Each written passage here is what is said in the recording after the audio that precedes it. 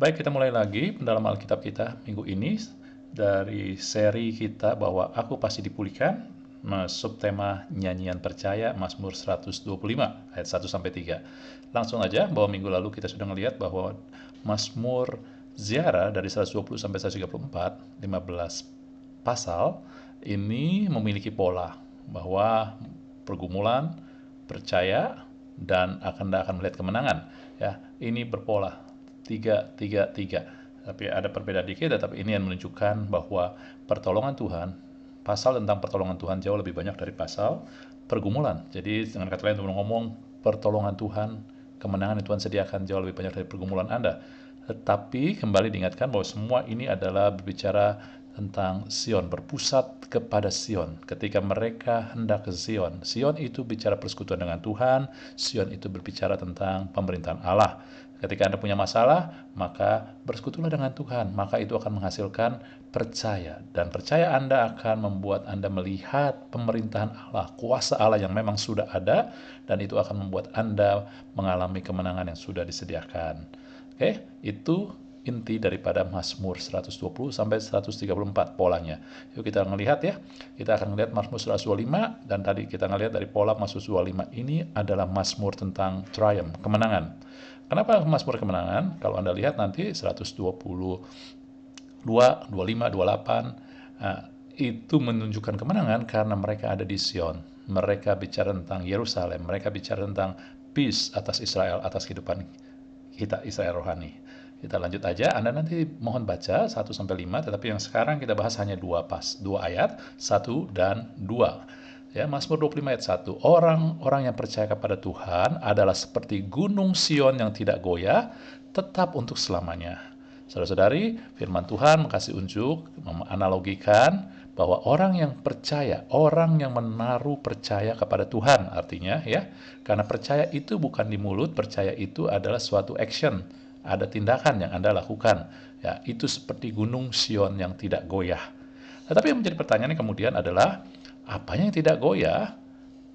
Kalau kita jujur berjalan di dunia ini seperti perjalanan mereka ke Gunung Sion, ada masa-masa kita akan goyah, mungkin kelelahan, mungkin juga dengan masa perbuatan orang ataupun juga kelemahan kita. Kadang-kadang kita jatuh. Dan firman Tuhan mengatakan bahwa 7 kali orang benar jatuh, 7 kali dia bangkit. Artinya adalah mungkin kita jatuh, mungkin kita juga tersandung. Artinya kita tidak kokoh. Ya. Tetapi di sini katakan kita seperti gunung Sion tidak goyah untuk selamanya lagi.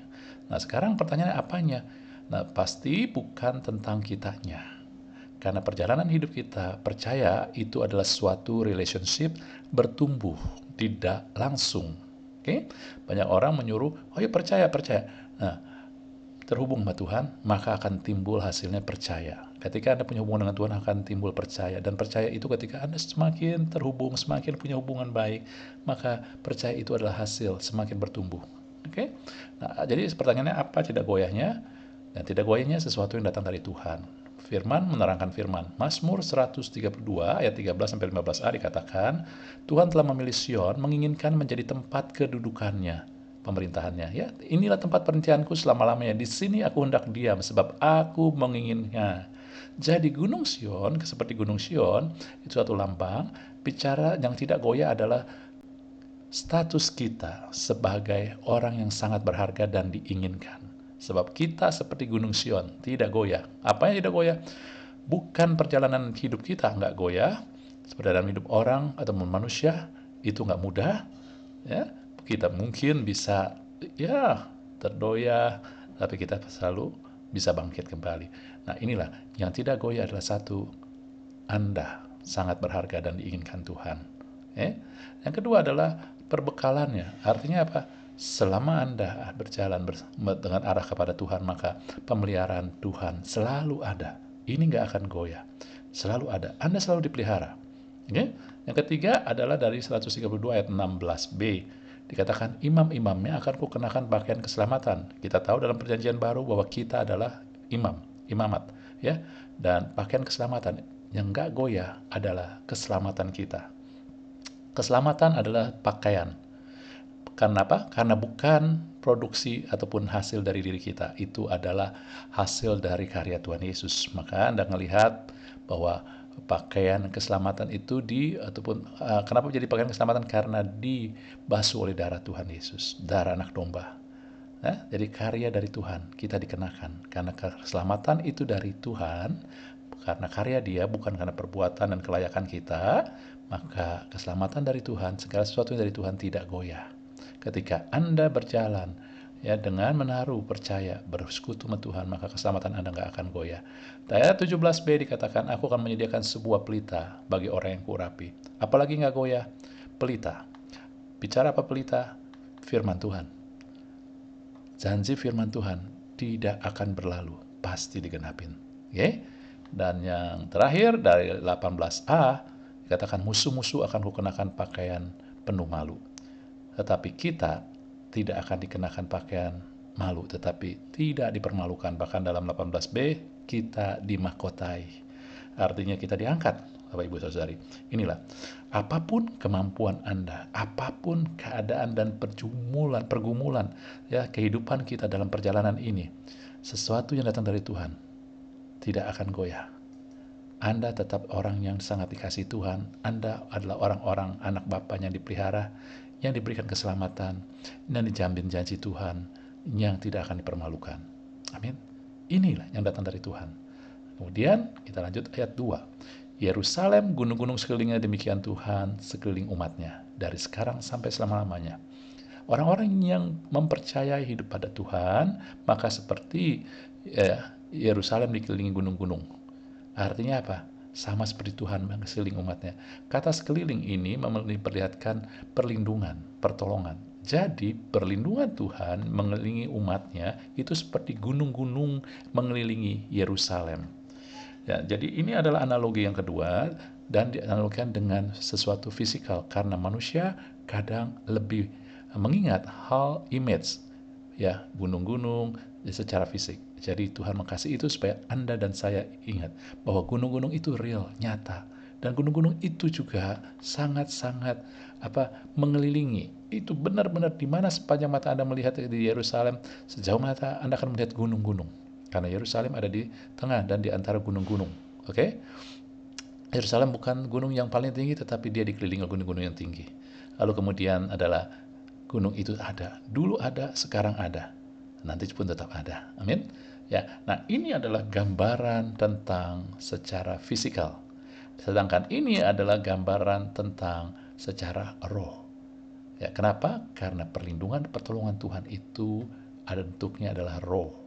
Kalau secara fisik itu nyata, dan ini juga mengelilingi dan selalu ada, maka secara roh jauh lebih nyata. Alkitab, firman Tuhan selalu menyatakan bahwa roh itu lebih tinggi, lebih nyata daripada hal fisik. Kalau secara fisik aja Anda bisa melihat gunung-gunung itu, bukalah mata rohani Anda. Bahwa perlindungan dan pertolongan Tuhan itu nyata, sangat-sangat real. Lebih real daripada Anda melihat gunung-gunung ataupun keadaan di sekitar Anda. Dan itu mengelilingi, di sini diperumpamakan gunung mengelilingi. Artinya apa? Setiap aspek kehidupan Anda dikelilingi oleh perlindungan dan pertolongan Tuhan, dan selalu ada selamanya. Amin. Jadi Anda melihat perlindungan pertolongan Tuhan.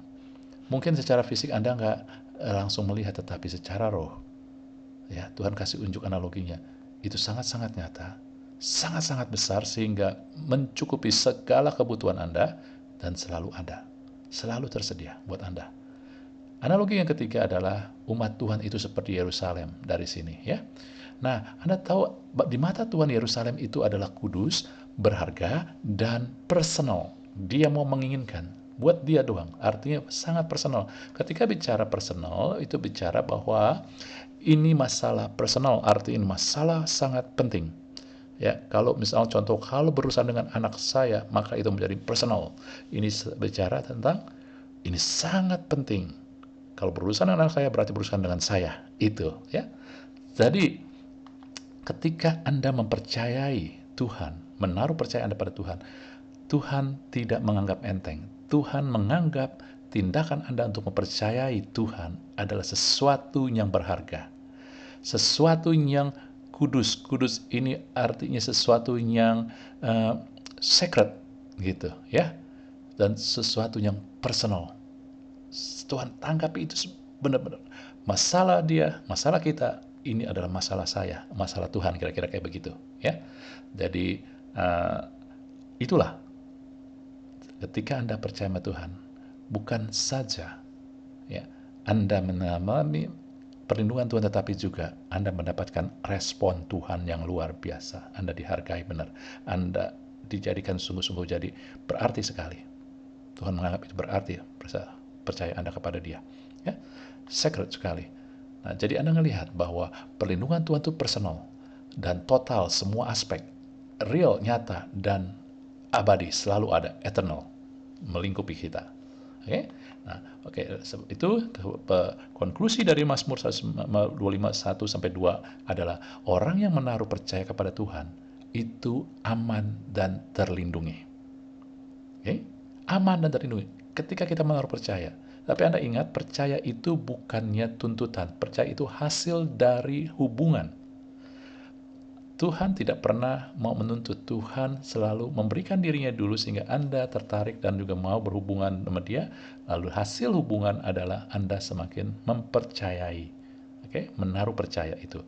Dan perlindungan Tuhan itu, kalau perlindungan dari Tuhan itu, tadi kita melihat itu adalah nyata, total, sempurna, melingkupi semua, personal, dan selalu ada. Dan masalah yang kita hadapin itu datang dari iblis ataupun dari dunia. Masalah ataupun serangan dari iblis atau dunia itu nyata, benar ada. Tetapi itu terbatas. Kuasa iblis dan dunia terbatas. Dan mereka juga bukannya omnipresent.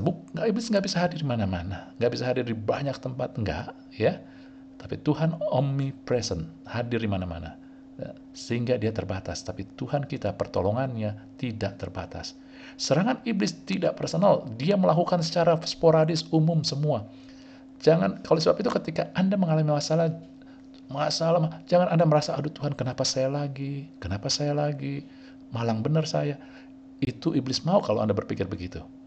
Tapi Alkitab bilang apa? Bahwa seluruh saudaramu di seluruh dunia mengalami ya serangan atau tekanan yang sama, penderitaan yang sama. Artinya mengalami peperangan ini. Jangan dianggap sebagai personal, umum, itu karya iblis. Tetapi pertolongan Tuhan, apa yang membuat Tuhan menolong, itu adalah personal. Ketika Anda terhubung sama Dia dan mau percaya, Tuhan menganggap itu masalah personal. Serangan Anda, kebutuhan Anda, pertempuran Anda adalah tentang Dia. Amin. Dan Anda tahu bahwa serangan iblis dan dunia itu sementara. Masalah akan segera, maka akan ada ujungnya, ada selesainya. Ya, pergumulan akan ada akhirnya. Tetapi pertolongan Tuhan senantiasa. Artinya apa sih? Perlindungan Tuhan itu jauh lebih besar daripada pergumulan yang kita hadapin. Amin, saudara? Tetapi yang menjadi masalah adalah ada yang bisa menghambat percaya kita kepada Tuhan. Karena percaya itu adalah suatu aliran. Ketika aliran itu terganggu, maka percaya itu pun jadi terganggu. Apa yang membuat? Karena kita fokus pada serangan musuh. Ketika kita fokus terus kepada, waduh, masalahnya besar sekali, waduh, hal-hal yang negatif, kita berpikir negatif, waduh, ini bakalan jadi tambah buruk. Saudara, Anda sedang menghambat, ya, percaya pada Tuhan. Yang kedua yang menghambat percaya pada Tuhan adalah ketika kita mengusahakan, ya, self security, aman dari usaha. Contohnya, Anda merasa kalau saya doa puasa baru pertolongan Tuhan datang.